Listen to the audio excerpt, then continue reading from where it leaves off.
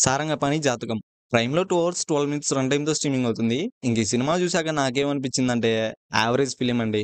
ఏదో టైమ్ పాస్‌కి ఒకసారి అలా చూడొచ్చు. బేసిక్ స్టోరీ ఏంటంటే సారంగపాణి అలియాస్ ప్రియదర్శి గారు ఒక పబ్‌లో చేయి చూసి జాతకాలు చెప్పేవాడిని కలుస్తారు. అలా అతన్ని కలిసిన తర్వాత ప్రియదర్శి గారి లైఫ్‌లో ఏం జరిగింది? అసలు అతన్ని కలవడం వల్ల ప్రియదర్శి గారికి వచ్చిన ప్రాబ్లమ్స్ ఏంటి? అనేదే remaining part of the story. ఫ్యామిలీతో చూడొచ్చా అంటే యెస్ చూడొచ్చు. అడల్ట్ సీన్స్ ఏమీ ఉండవు. స్టార్టింగ్ 10 మినిట్స్ చూసి రొటీన్ స్టోరీ ఏమో అనుకున్నా, కానీ కాదు. కొంచెం డిఫరెంట్‌గా ఉంటుంది. ఫస్ట్ హాఫ్ కొంచెం ఎంగేజింగ్‌గా బానే ఉంది. ఫస్ట్ హాఫ్‌లో కొన్ని సీన్స్ గూడా బాగున్నాయి. ఆ చిన్న పాప దగ్గర నుంచి చాక్లేట్ లాక్కునే సీన్, ఇంకా పర్ఫ్యూమ్ సీన్, అక్కడక్కడ వచ్చే ట్విస్టులు కూడా బాగున్నాయి. ఇంటర్వెల్ సీన్ కూడా పర్లేదు.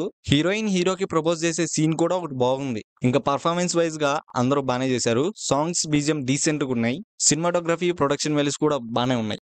సెకండ్ హాఫ్ మాత్రం చాలా లాగ్ చేశారు. క్లియర్‌గా అర్థమవుతుంది. ఫస్ట్ హాఫ్ చూసి సినిమా బానే ఉంది గదా! మరి థియేటర్‌లో ఎందుకు ఆడలేదనుకున్నా. దానికి కారణం సెకండ్ హాఫ్ అని అర్థమైంది. సెకండ్ హాఫ్‌లో ఆ 'వైవ హర్ష' గారి కామెడీ సీన్స్ తప్ప నాకైతే ఏం నచ్చలా పెద్దగా. అస్సలు లాజిక్స్ ఉండవు, కన్విన్సింగ్ సీన్స్ ఉండవు, ఏముండవు. ఫస్ట్ హాఫ్‌లో అక్కడక్కడ బాగోలేకపోయినా కొన్ని సర్టెన్ సీన్స్ బాగుండేసరికి మనం పెద్దగా నోటీస్ చెయ్యం. సో, ఫైనల్ వర్డిక్ట్ వచ్చేసి టైమ్ పాస్‌కి ఒకసారి అలా చూడొచ్చు.